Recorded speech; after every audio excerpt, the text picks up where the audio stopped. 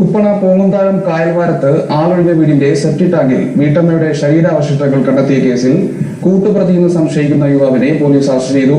കുപ്പണ സ്വദേശി വിനോദിനെയാണ് പോലീസ് കസ്റ്റഡിയിലെടുത്തത്. വിദേശത്തായിരുന്ന വിനോദിനെ പോലീസിന്റെ നിർദ്ദേശാനുസരണം നാട്ടിൽ തിരിച്ചാണ് അറസ്റ്റ് ചെയ്തത്.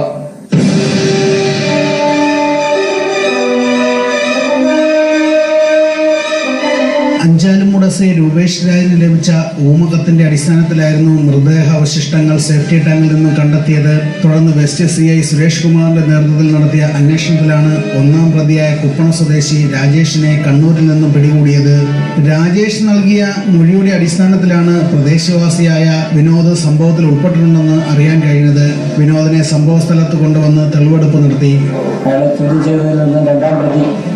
വിദേശത്താണെന്ന് മനസ്സിലാക്കുകയും പോലീസ് ബന്ധപ്പെട്ട് അയാളെ വിദേശത്ത് നിന്ന് ഇന്നലെ വരുത്തുകയും എൻ്റെ ഓഫീസിൽ ഹാജരായ പ്രകാരം അയാളെ ചോദ്യം ചെയ്ത് കുറ്റം സമ്മതിച്ച് പറയുകയാണ് അറസ്റ്റ് ചെയ്യപ്പെട്ടിട്ടുണ്ട്.